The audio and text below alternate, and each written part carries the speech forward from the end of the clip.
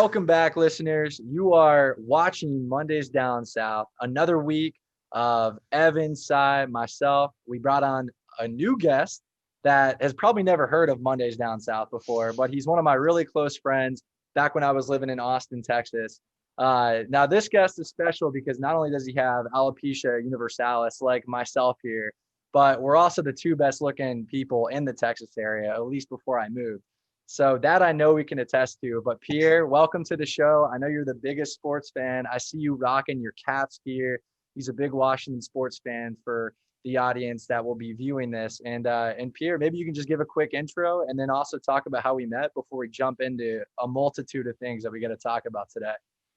For sure. Thanks for having me on, guys. I really appreciate it. So I met this crazy guy here in the middle of a bar on a Saturday night. Saw him across the way, and I was like, that guy has alopecia, and there is no way I'm not going to be friends with him just because of that.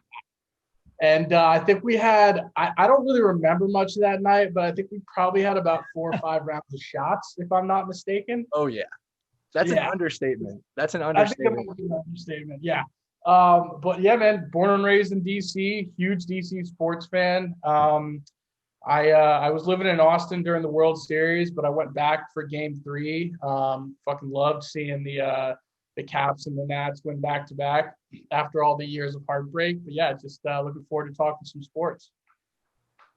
Man. We love having new guests here, and I think it's awesome that this is like. I feel like a lot of other people we've had on has been like, oh yeah, we know this buddy from high school. I love the story of you and Zach just like casually getting drunk and meeting at a bar, and like here you are on this podcast, right? Like that's the best kind of situation. And you turned out to be a DC guy. I love how like Alex and you've gone down to Texas and met people from this area that you ended up being friends with. I think that's hilarious. Alex, it was such a great night. So for some of the folks that are listening to this in Austin, because we do have a couple of fans in Austin. It was the Buford's bar. And Evan, when you actually came down and visited, that was the bar that Sinai took you to. It's a wild first night, right? COVID times. That place was West 6, right? It was West a ton 6, of fun. Right? Yeah, right on West 6. We met at the rooftop bar. So we had this like view of the entire dance floor, which was going crazy. And me and him just started may or may not have been pounding alcoholic beverages. So, we'll leave the viewers up to discussion there. But what's up, Si? I was just gonna say, I think we can throw it out there that if anybody needs recommendations of where to go in Austin, Texas for a good time, you got plenty of people on this podcast ready to give you options. So that's a heads up to any of the listeners and viewers out there. But with that being said, we can jump right into it. I think Zach, you wanted to get right into what are we doing? MLB analysis right now? Let's just get into it, man. It's World Series time. Why waste time? Pierre, you've been keeping up with baseball, man. You got any thoughts on this World Series matchup? I mean, other than the fact that like it's going to have an asterisk next to it, and the real defending champs next year are still going to be the Washington Nationals. Oh, I'm sorry, I'm just not just a fact. I mean, 60-game season. Look, I love watching Mookie Betts. It's so much fun, and this Rays team is a spunky team, but like, I'm still going to call the Nats the defending champs in 2021. That's my hot take. It is fun to have the hot take when the Nats were a total dumpster fire catastrophe this year after the World Series. Like they were so bad. I'm a Mets fan, so we're on the same page here, buddy. But we were the bottom feeders of the NL East. We let the Marlins make the playoffs over us, and we're sitting here talking about an asterisk this year. That's absurd. That's a fair point. I can't dispute that one. We were trash this year. We were trash.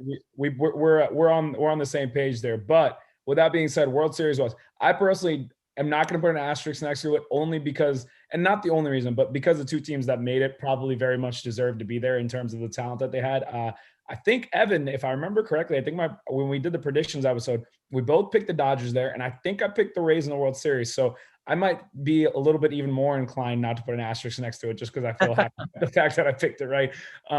With that, Ev, I think we talked about how many games we think the series is going to go. Let the viewers know what you said, because I love that take. I love that you're not sleeping on one of those teams. Yeah, I mean, I think this is a great matchup. And like you said, I think we got the two best teams, which is kind of surprising almost, given the 60-game season and all the weird stuff. But I do think we actually got the two best teams, which I'm excited about. And I went Rays in 6. Like, I think the Rays are a really underrated team here, as good as stacked as the Dodgers lineup is. Like, I just think the Rays have better pitching, better bullpen. I think Kevin Cash is a much better manager. Since I said that, obviously the Dodgers dominated game 1, and they're playing right now. I'm not sure how it's going. I think the Rays were up at the beginning, but yeah, I went Rays in 6. We'll see if that happens, but I think the Rays are a little undervalued in this series just because of all the talent that the Dodgers have. Pierre, what's your prediction for this series matchup? Well, I really hope it goes 6 or 7 because I've got tickets to Game 6 up in Dallas. So I'll have to jump back on the pod post Game 6. Yeah. I look. I don't even know if it's going to go there. Evan, I'm with you. I really hope the Rays push it there. But this Dodgers team is just stacked. When you throw Kershaw and Buehler back to back, and you got Mookie making the plays he was making on the base pass last night, like they just look tough to beat. Well, yeah, sorry. Go ahead. I was just gonna follow that on Kershaw. The one thing I did talk about was like Kershaw is the difference maker here. He's kind of the key to this series because obviously he struggled after getting hurt in Atlanta. So we were like, which Kershaw are we gonna get? But the fact that you got that Kershaw last night, and then he lines up for 5, and then with lining up Buehler for 7 if it goes 7, or you could use him in 6 on shorter rest, like it does set up really well for them now that Kershaw gave you such a great start. But go ahead, Si.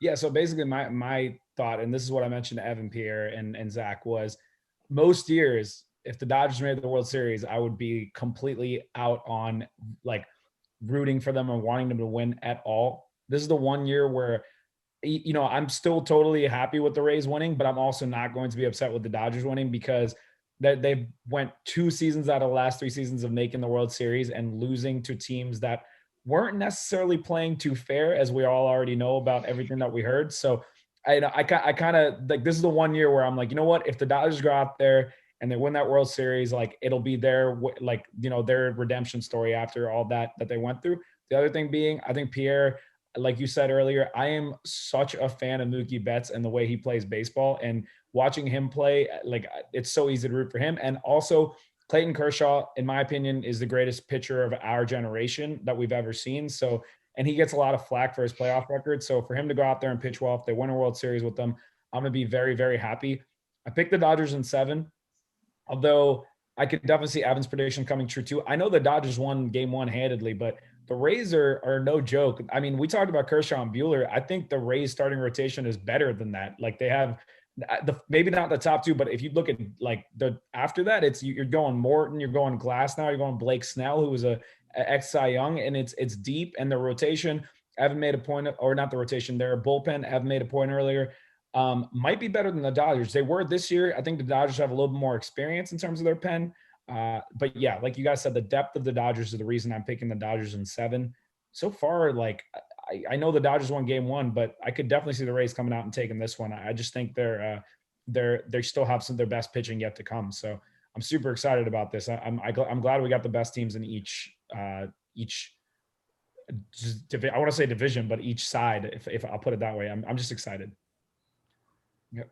Yeah. What do you guys think about the oh, sorry, go ahead, Zach. No, go for it. Actually, give your last MLB point, and then we'll switch over to NFL in a second. Well, I was going to ask you guys, what do you think about the Dodgers going bullpen game 2 here? Did that because they went Gonsolin, right? So I guess they've been using him kind of shorter. Yeah, that's the thing. Like they really only have the 2 starters. I guess Urias will be a starter this series after they used him out of the pen.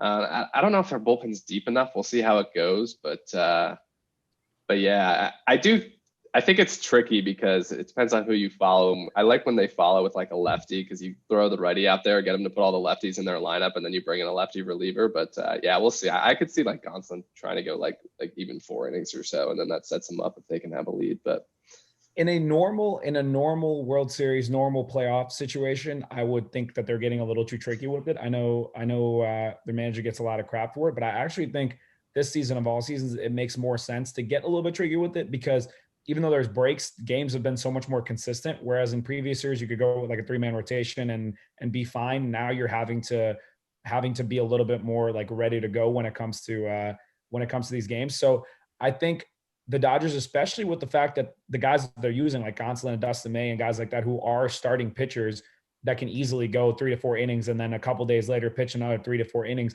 I actually kind of like the approach because if you try to match them with horses, I think the Rays are going to beat you if you just try to go 4 or 5 games with just starters, because the Rays are just like have more depth as far as top tier starting pitching goes. So I actually think it's a pretty creative strategy to kind of get the Rays out of rhythm a little bit with, like the way Evan said, with making people switch up at bats. I think it's pretty unique strategy. So I'm with it. I'm with it. With that being said, we can move on. I know Zach said we'll roll on to NFL now, right? Let's get it going.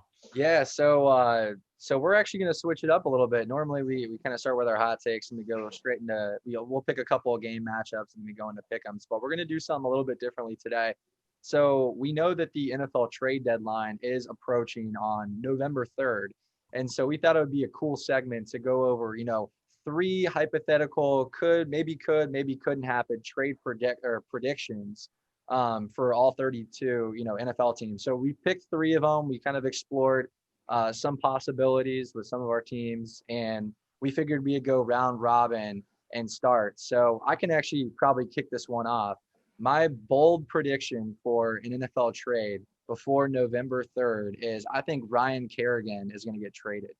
And the reason why I think that is because he is not even the best pass rusher on the Washington Redskins anymore. They're drafting so much raw talent out of Alabama, for investing first and second round draft picks and getting defensive players, whether it's on the defensive line like Chase Young, or whether it's getting guys like Ryan Anderson, who are, way younger, more of those young bucks. Ryan Kerrigan still has plenty of years ahead of him, but are they really going to be with the Redskins, considering he's not even the best pass rusher on his team anymore? There are a lot of teams that could use a guy like Ryan that have the draft picks to be able to give up and go get him.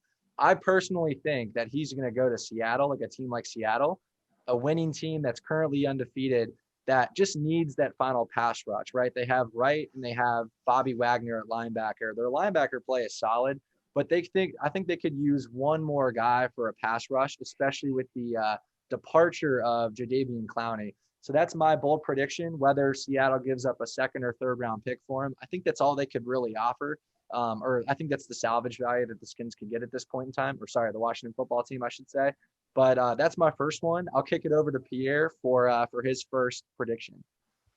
So I don't have a trade prediction here, but my prediction is that Earl Thomas goes unsigned for the rest of this year. I don't know about you guys. I just think punching teammates in practice doesn't portend to getting another job. Even though Earl Thomas might be the best safety still in the league, I don't think he gets signed at all the rest of the year. I respect that. He also punched Chuck Clark, who was a Virginia Tech Hokie. So any single time you go after my Hokies, you're excommunicated forever. So we'll see what happens with that. But Cy, Ev, you guys want to kick off your first one? Well, on the note of punching, I mean, Michael Thomas is going to be playing next week, so let's not just assume that punching in the NFL is immediately going to pop you off. I think my thing, I'm actually going to go on Pierre's route and talk about a signing versus a trade. I think Antonio Brown is going to be a difference maker trade. Like I was gonna do 3 trades, but I actually think I'm going to take my third one and focus it on a signing because it's about as good as a trade goes. AB, he's had all sorts of hysterics and all sorts of things surrounded by him. But it would shock me if the NFL allows him after 8 games to be re-signed. We're hearing now that he's going to get signed, and apparently the Seahawks are one of the number 1 contenders.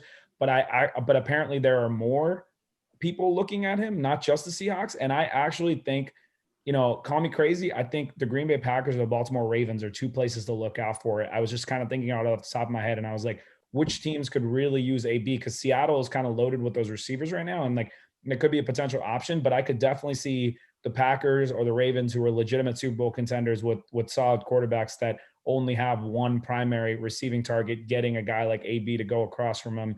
And if he bounces back anywhere near what he's been over the past decade, you're talking about a top tier receiver in the NFL. So I wanted to point to AB as my third option. What a story that would be if he actually joined Baltimore, which is not only the arch nemesis of the Pittsburgh Steelers, but he would also be playing with his younger cousin in Hollywood Brown. Yep. They're related. So that's really interesting. I didn't consider that previously, but I'm kicking it over to you. Yeah, mine, I don't have a destination for this one, but I'm really curious to see if and where Julio Jones and or Odell Beckham Jr. get traded. I think those are key players. I mean, if I'm a betting man, I'd say neither of them get traded, but obviously that would be a huge difference maker on a contending club. I don't know like who would be in the market for that. Like Green Bay is actually a good one. I don't know who else would really be targeting such a big name wide receiver, but I'm just curious to see if and where one of those two guys would go. Interesting one. I'll take it from offense to defense, kicking over to my second one. So I'm gonna talk about the Gamecocks over here and Melvin Ingram. You know, obviously he is a phenomenal defensive player, but they already have a guy by the name of Joey Bosa that is the leader of their defensive front. Now, it's evident that through the first couple of weeks of the season, Justin Herbert has shined, and he's completely taken over that starting job, and he will in the future. So why don't the Chargers actually get him an offensive line? I think something that could be interesting is with how young and explosive Melvin Ingram was, or currently is. I bet you that they could find a first and third round value for Melvin Ingram, because he could go to other teams and be the relied upon guy on that defensive front. So I'm not sure where his destination would be, but if the Chargers were smart, they would actually invest in an offensive line, and they would get draft picks for him next year. This or next year, I should say, yeah. But kicking it over to Pierre for your second one. So piggybacking off of what Evan was touching on with Julio and Odell, I'm not sure they'll get traded, but I think that AJ Green is definitely getting traded this year. I think he's almost washed, and if the Bengals want to get anything for him, they got to do it this year. I don't know. I think his contract might be up at the end of this year, at the end of next. So yeah, they definitely got to trade him. I think he's going to make some contender very, very happy. And don't ever count out Bill Belichick with stuff like this. Getting AJ Green for a 4th or 5th round pick for the rest of the year sounds like a Belichick move. Yeah, I mean, what you were saying makes total sense. I think the Patriots, I'm hearing a lot of rumors about them wanting a receiver in the trade market just because they don't have any like solidified player. There's been a lot of Damiere Byrd, a lot of N'Keal Harry, a lot of this, and Julian Edelman's been kind of struggling a little bit with inconsistencies. So the Patriots could definitely use one. I think Cam could definitely use an outside receiver because he isn't playing too hot right now. So that definitely makes sense for that to be a potential target. I'm going to say my receiver pick for later. On the defensive side, I'm going to go Anthony Harris for the Vikings. Is definitely somebody that could get traded. He's really solid safety, one of the best in the NFL. I guess maybe best in the NFL is a stretch, but somewhere in the top 5 to 10, I think Harris could be somebody that a team that's a contender looking for a little secondary help could definitely target, especially because the Vikings look like they're going to be out of playoff contention, or they already look like they are. So that seems like a pretty good target for a contender that needs that secondary help. So I'm putting Anthony Harris in my 2 spot. I dig it. And I like that AJ Green one, although I do think he's completely washed at this point. So I don't know how much help he's going to be, but I like that prediction. Yeah, I'm going to go. This is one we've talked about before, so I'm just going to say it quickly. I would love to see Sam Darnold go to the Colts side. I would love that so much. I think Sam Darnold, as I've mentioned a couple times, I think if he was in a good system with a good coaching staff and whatnot, I think he would actually be quite good in the NFL. And I think they need to do something about Phillip Rivers. I don't know if it's now or in the offseason. I think this year, even if you got Darnold, your best play is to probably, see what, if you do need to come off of Rivers, then just go to Brissett. But I would love to see Darnold on the Colts. I'll respond to that real quickly as the Colts fan. I'd actually owned up to it, warmed up to that idea more, because I do genuinely think that Darnold has just been in an awful situation. I think Adam Gase has not set him up for success. I do believe that a guy who can be a little bit mobile in our offense with all the kind of creative plays that we run. One of the biggest problems with Phillip Rivers is he can't get an outside handoff to our running back because he's so old now and he's so slow. Having somebody like a Darnold would be great. But on the flip side of that, is Sam Darnold better than Jacoby Brissett? I don't know, because Jacoby Brissett last year was pretty darn good for us before he got hurt and before our team got hurt. I think more likely than us trading for a quarterback right now, we would go to Brissett, and I think Brissett could win games for us, because it's not like we need our quarterback to be exceptional for us to win games. And on the flip side of that, the reason I don't think Darnold's going to get traded to anybody is the Jets want to maximize his value, and I think they're going to try to get him back in there and play the rest of the season and try to get him to look at least a little bit better than he has, so that way he gets more value. Because what benefit do the Jets have? They're still losing, so they'll still be able to get Trevor Lawrence, and they might be able to get more for Darnold. So that's my thought on that. Yeah, and I'm glad you brought that up, Evan, because Cy and I were grabbing wings over the weekend watching the NFL games, and this man's heart rate every single time Phillip Rivers threw the football in the first half, he was screaming across the room. I was like, oh my gosh, we're gonna have to take this guy to the hospital here. It was just it was getting bad, but I wouldn't mind that too. And to your point, I mean, obviously Jacoby Brissett is an above, I mean, certainly, a very attractive backup to have, and an above average quarterback, I would say, from a statistic standpoint. But Sam Darnold brings excitement. He brings plenty of upside, and I think that would be something interesting and maybe not very congruent with like the current Colts situation, which is very like discipline oriented. You guys are signing players for not as much money, and they're outplaying, exceeding their expectations. But I think Darnold will bring like that excitement factor to that organization. So I wouldn't necessarily count that out. I think that's a good one. But switching over to my third and final one, I'm going to go on the defensive side and talk about Patrick Peterson, because just a couple of years ago, this man was widely known as being one of the best corners in the league. I know a couple of injuries had kind of plagued him for the last couple of years, but right now he's still in Arizona. At some points, he's actually demanded trades before, but they've been kind of pacified by his agent. And the man turns 30 this year. He's got one more year on his contract. If the Cardinals were smart, they would try to get some type of salvage value for him before he becomes a free agent and bounces regardless. So I could see him potentially before the trade deadline here going to Carolina or Cleveland, two teams that could really use a solidified corner in Cleveland to kind of go opposite of Denzel Ward and push them. They're right now they're 4-2, but they're in a really tough division. Maybe Patrick Peterson could kind of give them more defensive stability and push them to to the top. Kind of compete with Baltimore and Pittsburgh. And on the flip side, when you're in a division in the NFC South going up against Calvin Ridley, Julio, Michael Thomas, Mike Evans, I mean, you're going to need a corner that can shut those guys down, or at least try to. So I wouldn't count out Carolina either to make a big trade there. So quick note there. Do I think the Cardinals are Super Bowl contenders this year? No. Do I think they could benefit from making a trade?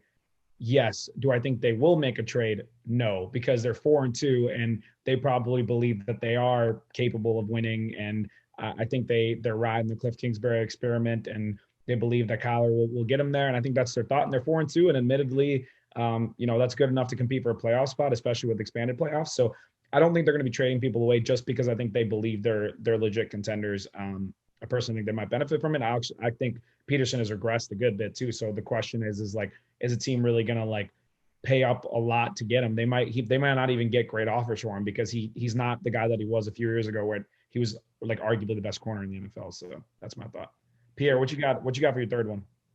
All right, y'all might shake your heads at this, but just follow me here. Matt Ryan will get traded before the trade deadline. Ooh. And I'll tell you why. The Falcons are 1-5, and all the draft pundits say that this draft has two tiers of quarterbacks that are special. You got your Trevor Lawrence, who's a can't miss. Then you got Justin Fields and Trey Lance out of North Dakota State. And both of them are probably going to be top 10 picks. So if you're the Falcons, you're 1-5. You're looking at a top 5, at the worst top 10 pick. You trade Matt Ryan, you got a shot even at Trevor Lawrence. And I think after firing Dan Quinn and Thomas Dimitroff, Arthur Blank is ready to cut bait completely. Interesting. Zach, what do you think? As a Falcons fan, I respect that, Pierre. And, I've obviously seen Matt Ryan and Julio Jones play for years and years. I swear. But, it's just so hard to see an Atlanta offense without those two guys. Matt Ryan's, had very successful years. He was an MVP and an offensive player a year back in 2016, a Super Bowl winner, asterisk mark. He didn't quite get there because we choked it away. But, Matt Ryan has been the leader and staple of that franchise. So I don't disagree with you. And I actually could very well see that happening because even Arthur Blank himself has said that he is not sold on Matt Ryan. And it is an open minefield right now. That would be very interesting. The problem that I see, Pierre, and especially this year, is the league is very polarized. And what I mean by that is there are 3 or 4 undefeated teams in the league still through 5-6 weeks of football, or 6 weeks of football, I should say. And there's like 4 or 5 winless teams right now. The Jets, I guess the Giants got their win, but there are multiple very, very bad teams, unlike most other years.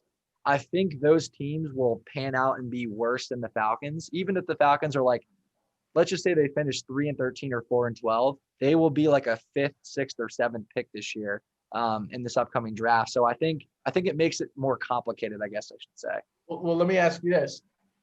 If you're Matt Nagy and you look down at your bench and you see Nick Foles and Mitch Trubisky, and you think you can get Matt Ryan for a second, maybe a 2 seconds or a second and a third, are you not seriously considering that? You're 5-1 and your defense has looked great this year. Can I answer that question? That's a fantastic point. Can I answer that question? Go for it. No, you definitely don't trade for Matt Ryan because you're already paying those other 2 guys like 40 or 50 million combined. What are you going to pay 3 quarterbacks more than half your payroll? Like they'd be paying like 100 million between the 3 of them if they trade for Matt Ryan. And the question is, do they even have the assets to pull that off? Like, what would the Falcons demand for Matt Ryan, right? Like, you're almost better off. As a matter of fact, if it's cool with you guys, I can jump right into my take because it'll play in perfectly to this. And the irony of this is I went and fact checked after Zach just stated his number 1 option, which was Patrick Peterson. I was going to say my combined selection for number 1 was going to be the number 4 and number 6 selection of the 2011 NFL draft, which would have been AJ Green and Julio Jones, who are arguably 2 of the greatest of our generation to play, wide receiver in the NFL for the times that they've been healthy. I was going to say both those guys would be great trade targets. And I just realized, and I think I remember this correctly, and I just fact checked, Zach's pick with his number 1, the number 4 and number 6 were AJ Green, and number 6 was Julio Jones. Number 5 was Patrick Peterson. So that's actually hilarious. All 3 of those guys went back to back to back. And I'm sitting here like I'm distracted up as to how ridiculous that 2011 draft class was because there was Von Miller and JJ Watt and all those guys in there. But not to digress too much, I think both of those guys are solid players to trade. Obviously, I think Julio Jones would demand more value given the fact that when Julio is healthy, he is still, if not the best, a top 3 wide receiver in the NFL. I think people were sleeping on him early this season because after game 1, he got hurt. He came back last week and showed you can't guard him. Nobody can guard Julio Jones. He will eat you for dinner every single time. Julio Jones is a monster. I'm tired of hearing these ridiculous, like Calvin Ridley is already taking the torch from Julio Jones takes. Like, get out of here with that. Julio Jones is by far the alpha. Thing is, though, I don't think the Falcons are going to make any changes because I think they believe that with the offense that they have, that if they can improve on their defense and they can get better head coaching, that they can win games. And I actually agree with that. Like, if I was the Falcons, like if I was a GM of the Falcons, I would not be trying to trade away my offense right now because you have Calvin Ridley, you have Julio Jones, you have like Hayden Hurst. You just got this offense like loaded up around you. Todd Gurley's been playing well. You piece that all together with Matt Ryan, they can score points. Their big problem has been defense and coaching, and I think those things can be improved. So if I'm the Falcons, I'm not making trades, but I do think Julio would be. If you're trying to blow it up, he's a great person to trade because you could actually probably get a 1st-round pick and more for him after this last game that he had. Zach, you want the GM job because we're GM-less right now. Not to say. I mean, hey, your GM list is better than the Texans having Bill O'Brien as their GM and trading away Newton Hopkins. So you're doing a little bit better than them. But also AJ Green, real quick, I'm coming to his defense a little bit because even though AJ Green isn't the AJ Green of 4 or 5 years ago, he just showed you last game that if you use him right, use him out of the slot, and you give him the right kinds of targets, that he can still put up production for you. If you saw AJ Green last game, he caught 8 of 11 targets against my Indianapolis Colts, where Burrow was giving them quick routes up across the slants. Sure, he's not going to burn you down the field like he used to, but he's still like definitely a productive big receiver that can make those 3rd down catches and make big plays for you. So I definitely think if they're willing to trade him, a team will buy. I think you could probably get like maybe a late second, 3rd round kind of pick. You could not for AJ Green. No, okay. If you are a contending team that's most likely going to end up being a late selection in a draft, then they might be willing to be crazy enough to do it. I'm not saying it's a good idea. I'm not saying like a team should give up a 2nd-round pick for AJ Green. But if you're a team that wants to compete for the Super Bowl, and you already know you're going to end up being like a 25 to 32 level pick, that second round pick isn't nearly as enticing as somebody who is a bad team trading a second round pick for good players. So somebody might be crazy enough to do it. Should they do it? Probably not. I guess Mohamed Sanu went for a second round pick exactly a couple of years ago, which was exactly. absurd. But yeah. Look, I don't understand how Bill Belichick can literally evaluate every position on the field better than any coach except for receiver. This dude picked N'Keal Harry over DK Metcalf and AJ Brown. Yet he's won 6 Super Bowls, so I don't even know what I'm saying. I don't think he needs receivers. I think that's basically the point here. Like he can make anything work. I think that's kind of Bill Belichick's trademark. Wild. E, what's your third? My third, this one especially now, I don't think has a chance, but this is kind of my dream trade for the Washington football team.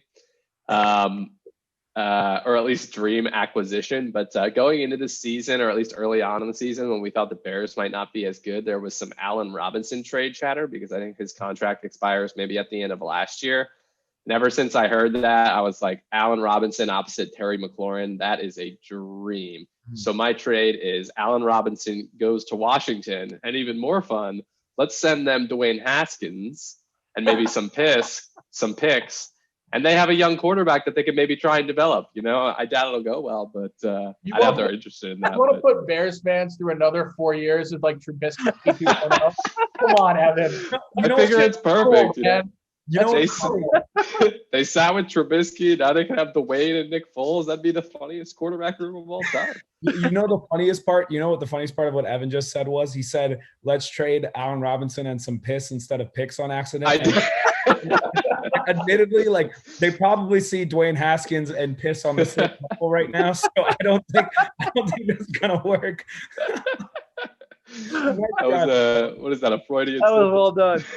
Is Allen Robinson the most slept on wide receiver in the NFL? You could probably make an argument for that because he legitimately has had terrible quarterback play around him from year one. This guy, 1,400 yards and 14 touchdowns with Blaine, or what was it? Was it Gabbard or Blake Bortles? Well, Blake Bortles. And ever since then, he has not had a good quarterback, and he still manages to put up numbers and be there for them. So I would love to see him go somewhere where he gets those kinds of targets. Admittedly, that's probably not the Washington football team. Not right now. But, if we're bad enough and can get someone, Fair enough. But I agree with you. I think he's like top 3 to 5 if he had a better quarterback. I said that a couple weeks ago. Yep, I think he's that good. I think he's an absolute beast.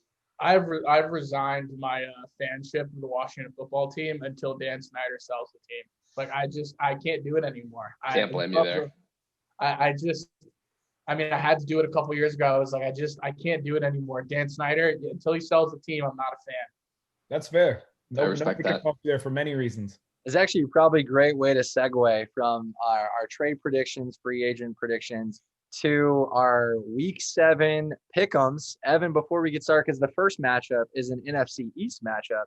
But before I dive into those details, Ev, I'll let you kind of go over the analytics of last week because I know Dolan is extremely concerned about his performance. Yeah, it was a challenging week because I think there were a lot of games that we didn't really expect to go the way they went. So the big winner last week, though, was our guest picker, Dolan. He went 9-5, which is pretty solid given all the upsets. Cy was a close second with 8 wins. I had 7. Zach had 6. So Zach, you were below 500, but it was a tough week. Yeah, I mean, admittedly, there was a lot of matchups that went a little awkwardly, but I would like to take a moment to point to the fact that all of us somehow picked the Cowboys.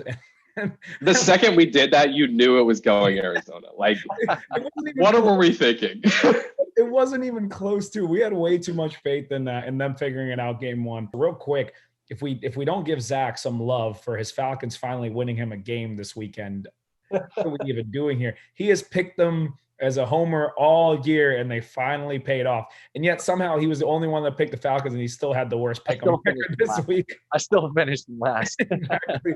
But anyway, shout out. Looks like they rallied together because of the Dan Quinn departure, similar to how Houston did it. They actually looked really good in that game. I mean, that offense looked almost unstoppable. Admittedly, the Vikings have not been able to stop any offense, but still, you got to give credit where credit's due. So shout out to your Falcons. With that being said, let's jump into the Pick-ems. I've already prefaced it, so I think Zach can get us right into it. for context, Pierre, we just literally rapid fire ask about matchups and pick very quickly what team, maybe give one sentence if you feel inclined to do so, and we just move it along. So let's get the ball rolling. Sounds good. All right, so the first matchup is our Thursday night game, which kicks off tomorrow. The New York Giants, fresh off a win against Philly. Both teams, obviously need a win in this case scenario. Pierre, we'll start with you. The spread is 4.5 Philly's way. Do you think Philly wins, or you think New York takes this away? I'm taking the Eagles, Eagles. I respect that. Go ahead, E. Yeah, I think the Eagles, like I said, they actually, kind of looked good in the loss last week, losing to Baltimore by a couple points. So big game for Travis Fulgham. So the Eagles do have Miles Sanders out most likely tomorrow night, and we'll be running Boston Scott. So I do think they'll make a little bit of a difference. So I think it might be closer than people think. But I got to pick the Eagles. If they somehow keep it close to the Ravens and lose tomorrow night, the NFC East is even worse than what we talked about. Giants, Giants. I got the Giants in this one. I got Zach Ertz out, Miles Sanders out, like Sai just mentioned. Two offensive weapons that, and especially with Ertz, he's kind of like that down the field, or I guess like the middle of the field weapon, safety blanket, I should say, for wins when he's constantly under pressure. I think the Giants sneak this one out. I think they ride the win streak from last week and they continue it out. So moving on to our Sunday games, our 1 p.m.ers here. Well, I guess nooners for Pierre out there on Central Time. We have the Detroit Lions playing in Atlanta. Atlanta is actually favored by 2.5. Who you got in this one? I think the Lions are a really good 2-3 team. I'm going with Stafford and the Lions. Go ahead, E. Yeah, I always pick the Lions. So Lions. I've been pretty consistent about picking the Lions, but I think with Julio back, that Falcons offense is better than people realize. And I also think that Detroit just is going to have no way to stop them. And even on the flip side, I just think they're going to score more. So I pick the Falcons on this one. Poor Jeff Okudah, the number one rookie corner out of Ohio State for Detroit. He's had to play against D-Hop, Devontae Adams. Now he has to play against Julio. No bueno. I got Atlanta, 2-game victory or 2-game win streak. All right, so moving on to an AFC North matchup. We have the Cleveland Browns 4-2 playing in Cincinnati. Cincinnati obviously needs a win as well. They came close with Indianapolis. Cleveland's favored by 3. Sai, we'll start with you on this one. Who do you think wins this AFC North matchup? Yeah, so I know Cincinnati came close against the Colts, but I will say they're up 21-0, and then we got our stuff together and then absolutely smoked them after that. So I'm not coming out here thinking the Bengals are like some amazing team. I think Burrow is better than people give him credit for. But I think even though the Browns got smoked by the Steelers, I think they'll come out and win this one with a little bit of pride, because I think they're going to be very upset about what happened last week. So I got the Browns. Yeah, I'll go Browns as well. This is a tough one. I kind of want to pick the Bengals. Joe Burrow gets some revenge after that week 2 game where I think he was maybe upset about. But I think coming off a loss, I'll go Browns. Pierre, who you got? Well, the 4-2 Browns have a negative point differential, and actually the Bengals have only about the same point differential. So I'm actually going to go with Joe Burrow and the Bengals here. I really think this is the week where the Cleveland pundits really give up on Baker Mayfield. Now you make me really want to go with this upset pick, but I can't. I've been placing last week over week. I got to go with the consistency here. I got to go Browns. I'm going to go Browns in this one, but I am very tempted. Switching over to another matchup. This is the game of the undefeateds. We have Pittsburgh Steelers 5-0 playing in Nashville against the Titans, also 5-0. Right now the spread's -1, Tennessee. Pierre, we'll go back to you. Who you got in this one? I can't pick against Derrick Henry right now. Just can't do it. I'm going Titans. I think the Steelers looked great last week. I mean, I still think jury's out on the Browns. Maybe we got a little overhyped on them after 4-1, but Steelers look great. I'm going to go Pittsburgh. The Pittsburgh Steelers might be the best team in the NFL. Like, I know we talk about the Chiefs. I know we talk about all these other teams, but I legitimately think they completely neutralize teams' run games. And of course, Derrick Henry is probably going to be the hardest matchup they face. But I think if there's any team that can somewhat hold them at bay and make them throw the ball even more, not that Tannehill's been bad, the Steelers are going to be able to do that, and they have that secondary help. They have Devin Bush out, which is actually going to be a huge thing for them because he's been great. But I'm picking the Steelers, man. Like, they are nasty. There's those wide receivers. Oh my gosh. Like, I can't. The Steelers are amazing. They're an amazing team. Yeah, I'm going to go Steelers too. So moving on to an NFC South matchup, we have the Carolina Panthers playing at the New Orleans Saints. The Saints are favored 7.5. Ev, we'll start with you in this one, and who you got? I'll take the Saints here. I think it's a decent game, but Panthers came back down to earth a little bit last week, so I'll go New Orleans. Mike Thomas back. You got Pierre Thomas, Saints. Go ahead, buddy. Oh, this is tough, man. I really want to pick the Panthers. I really do, but like, how can you pick against the Saints in the Superdome even with no fans? So I'm going Saints. So I'm with you, buddy. And the other thing is, post bye week, Sean Payton is a scary man to play. I don't think they lose games when they come off bye weeks. They get Michael Thomas back. I think the Saints are going to be right back up there with the top dogs in the NFC starting this upcoming weekend. I just hope Sean Payton keeps Taysom Hill off the field.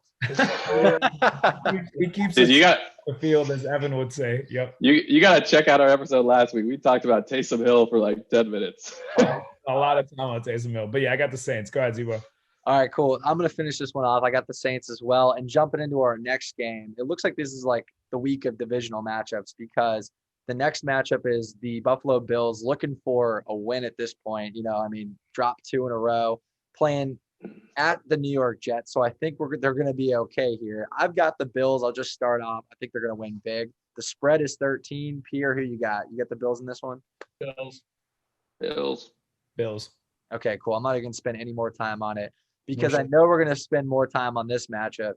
Dallas is coming to Washington. And the spread right now is Dallas by 1, despite the abysmal performance last week. Pierre, you're rocking the Washington gear. We'll start with you in this one. On this one, you got Washington, or you think Dallas comes in and stampedes? This is like picking between like just two absolutely shitty teams at the moment. It is so tough.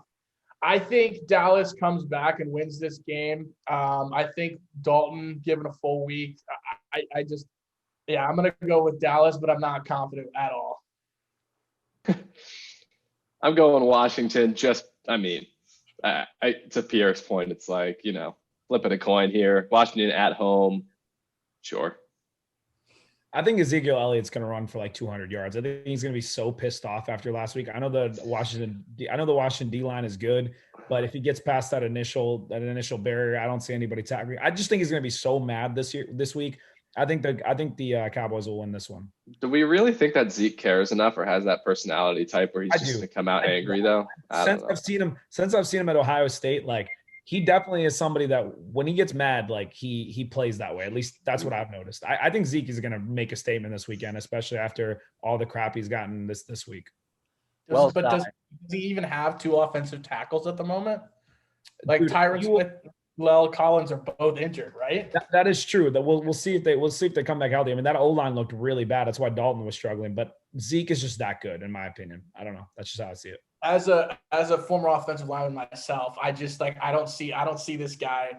I don't see him being able to break enough tackles to get down the field. I don't think his line's got anything for him right now. But I got Washington in this one. I love the defensive line. I think they're going to stop Zeke early, force Dalton to throw. I think Dalton's going to throw picks. So that's kind of the way I have it drawn up here. Our last 1 o'clock matchup is the Green Bay Packers, fresh off a loss, playing at the Houston Texans, who are playing better and took an undefeated team into overtime last week. The spread is Green Bay 3.5. Pierre, we'll start with you, and who you got? I really think Green Bay bounces back from getting their butts kicked by the Buccaneers. I mean, Aaron Rodgers pissed off is one of the most enjoyable things to watch. So I actually am really looking forward to this game, and I think it's Packers absolutely all the way. Yeah, this one, and I'm gonna do a minor tweak to the segment and give a best bet every week.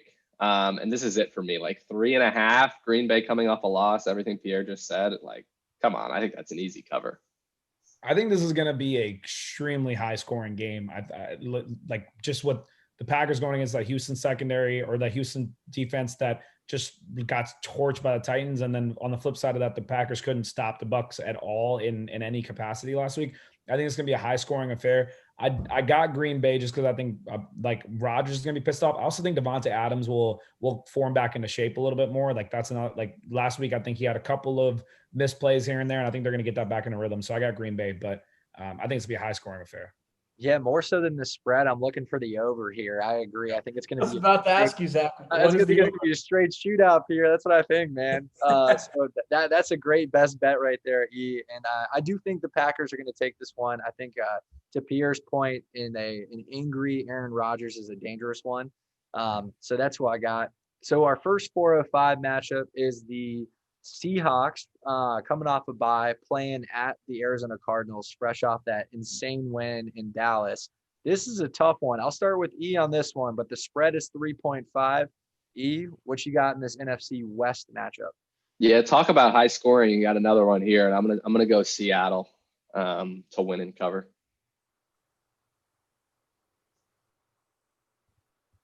So who you got? Oh, you are okay. I'm gonna go Seattle. I don't actually think this is going to be as close as people might think because I just think Seattle is the better coach team. So I think Seattle. Pierre? You know what? I'm going to go with the Cardinals here. I want to definitely be one of those guests that win the week, and so I'm going to go against the first two picks here to see if I can't get the W. I love it.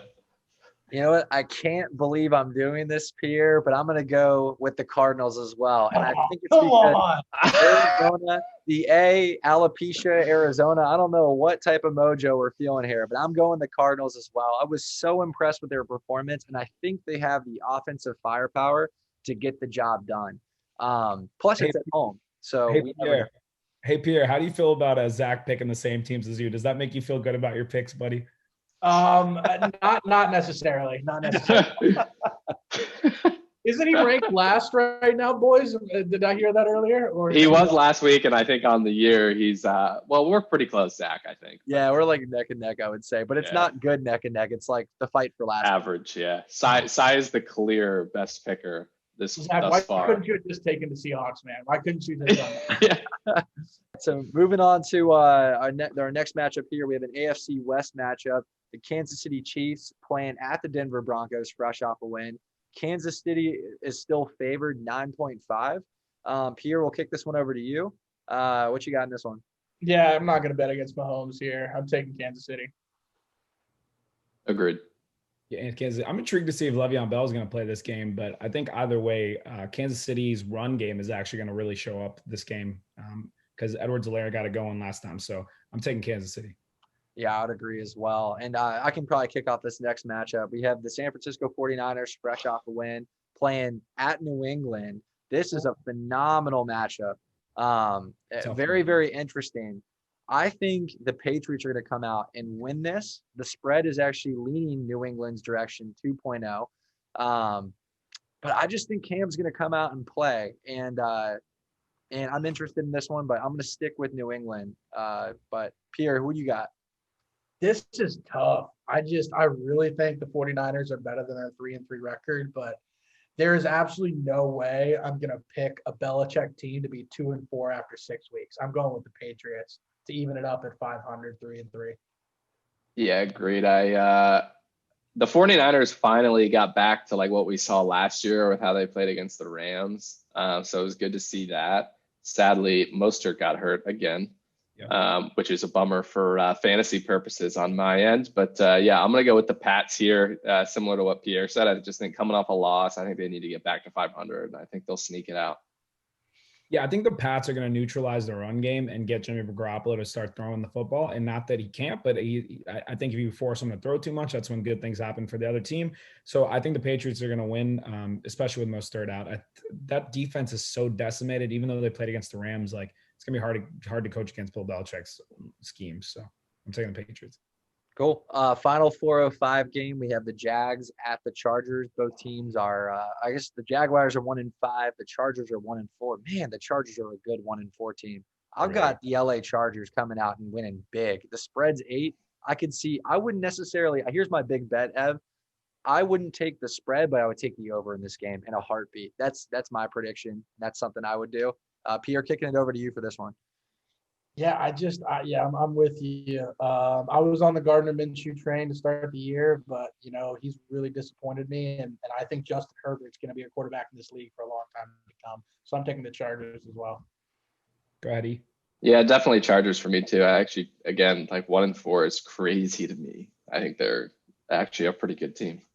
So I think I'm going to take the Chargers, but I actually think this is going to be like a 3-point game. I don't think this is going to be like a blowout personally. I think it's going to be really close, but I'm taking the Chargers. Cool. Switching over to our Sunday night game. Sai, we can start with you on this one. Tampa Bay Buccaneers playing at the Death Star, the Las Vegas Raiders, fresh off a bye. Right now, the spread is actually Tampa Bay 3.5 right now. What do you got in this Sunday night matchup here? This is actually a really tough one for me, and I'm going to go the Raiders. Like the way they've been playing recently, the way they beat up the Chiefs, they're coming off that bye. They're excited. They're amped up. They're healthy right now. I think the Raiders are going to beat Tom Brady and those Bucs. I'm taking the Raiders. Yeah, this is like oddly like one of the best games of the week. I mean, this is like just so fascinating to me. So I think it might be kind of. I mean, the Bucs looked fantastic though. They actually looked like almost an elite team against Green Bay. But I think it's ultimately going to be maybe kind of an up and down season for them. And I'll take Vegas at home. Yeah. Pierre, who you got?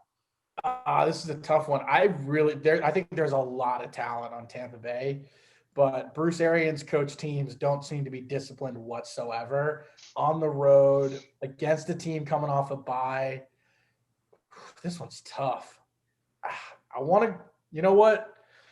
Come on, Tampa Bay. Let's go, Bucks. Don't do it, man. I'm going Tampa Bay. I'm picking the Bucks. Let's go, Tampa Brady. The Tampa Bay Gronkaneers. The Gronkaneers. I've got Tampa too. I think they win out. No pun intended, Tampa too. But I think they're going to come out clean house. I actually think they cover that spread away. I really like what Tampa Bay's doing. It looks like Brady's starting to get that mojo back. Godwin's back, and their defense is starting to show up too, which is what they were supposed to do weeks ago. So that's my opinion on it. I'm gonna go Bucks, and then finally on this Monday night game we have Chicago Bears, I should say, 5-1 playing at the LA Rams, 4-2. The spread is 6 going the Rams' way. Pierre, we'll kick it over to you for our final one. Who you got? Yeah, I absolutely understand the spread. I mean, I think the Chicago Bears are a fake 5-1 team, and I think the LA Rams could very easily win the NFC West. So I'm taking the Rams in this one. That's an interesting take. I do agree that the Bears aren't a 5-1 team, but I still think the Bears are a good team, and I'm really not that keen on the Rams right now after that San Francisco performance. So I'm a little skeptical on this spread, but I'm trying to pick more home teams now. I feel like it's maybe the mistake I've been making. So I'm going to pick the Rams, but the spread confuses me a little bit, to be honest with you. Zach, who do you got? I am going to go LA's route. I picked them before the season started to be a top 5 team in the NFL, so I feel like I have to stick to that. But I think they're going to rebound here, and I just don't think Chicago is very good, to Pierre's point. Do I think that they're like a terrific 5-1 team? No. Do I think their defense is playing better? Yes. I think they're starting to turn it up a little bit. I think offensively they have been a little bit better with Foles and Trubisky, at least in terms of consistency. With that being said, though, I still think mainly because the Rams lost to that beat up 49ers team last week, I think they're going to come out with a little bit of a chip on their shoulder. I think McVay's too good to lose those 2 in a row back to back. So I'm going to pick the Rams at home. And real quick, I know the episode's probably about to end real quick, but there's one last little topic that I think we need to touch on very, very briefly. The Miami Dolphins are on a bye week, so we didn't make a pick for them, but they're 3-3, 1 game away from the division lead, and they have made the decision after the bye week to start Tua Tagovailoa over Ryan Fitzmagic.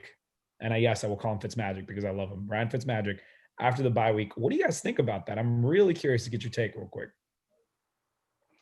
I think they wanted to use the bye week to like get him ready, which is why they did it now. I think in a perfect world, I think it's a little early because Fitzpatrick's playing well. They're winning games. You can continue to rest Tua. I also think there might be a small element of seeing how well Burrow and Herbert are doing that they want to get their guy out there too. So I think maybe a little early, but they get to use the bye week to give him an extra week to get ready. So I think that makes sense.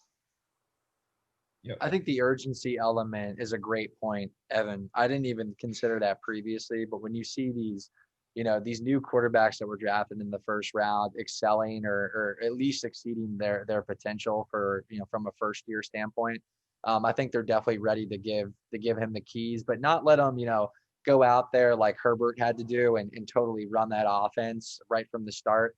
I think Tua is well coached by his team and then obviously well mentored by Ryan Fitzpatrick. And I think he's going to go out there and be pretty successful. And they've also got some young talent there that I think he meshes with super well. I think Tua actually threw 2 passes in the previous game, didn't he? He was like 2 for 2 or something like that. Garbage time, like 5 to 10 yard routes, but yeah. Yep. Yeah. So, they got him out there, but I like it. I'm excited to see Tua for sure. Any thoughts on your end, Pierre?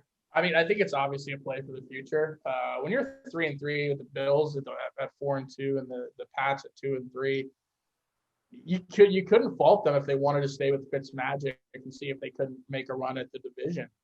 I don't think the Bills are as good as people thought they were earlier this season. So it's a tough decision, but I definitely think for the future it's the right move. As Evan said, coming off a bye, you give him 2 weeks to prepare. You gave him some game time last go around. Yeah, I think it's the right call. Yeah, I think it makes sense to go to Tua, at some point. I think the part that kind of blew my mind is the fact that they've won 2 straight. It makes me question if like they necessarily maybe don't even care to make the playoffs this year because they don't see themselves as Super Bowl contenders, which I also kind of understand if their goal is to just get to a going. So for the future is concrete. I'm so dang excited to watch Tua play football again. I mean, he was so fun to watch at Bama, and I think he's gonna be so fun to watch. He's got weapons around him with Devonta Parker, Preston Williams, Gesicki, all those guys. I think he's gonna have a lot of fun out there. We're gonna see a lot of excitement. But I feel really bad for Fitzmagic, man. 37 years old. I don't know if you guys saw the report, but apparently he was shocked. Was completely caught off guard because they won 2 games in a row, and he's been playing terrific. Like he's, I think he has like 9 touchdowns over his last 3 to 4 games. Something like he's been playing really well. So I feel for him, but shout out to him, always coming out, being a great leader, being a positive guy, and managing to win some games for teams when he's not really necessarily expected to. So I had to make one last shout out to Fitzmagic. If this is the last time we see him this season. And something interesting about Tua's completion last game, it was the first completion with by a lefty since 2017. I believe it was either Vic or Eli Manning scrambling and throwing a left-handed pass. I can't remember what it was, but it was the first lefty completion since 2017. So shout out to Tua and those left-handers. I don't think the Eli one would have counted just because Patrick Mahomes has also thrown one of those, and you would have counted.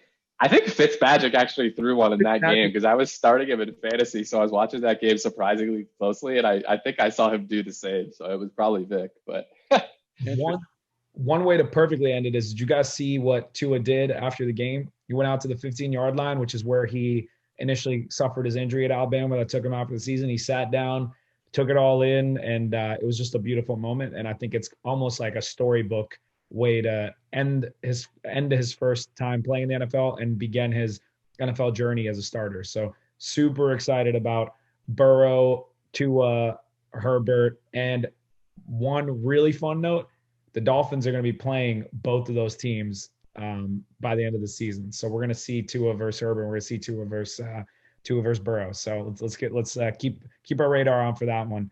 With that being said, Pierre, thanks so much for coming on, man. It's been a pleasure. I look forward to seeing how I do over the weekend games. Hey, Pierre, when are you coming to DC again? Oh man, I don't know.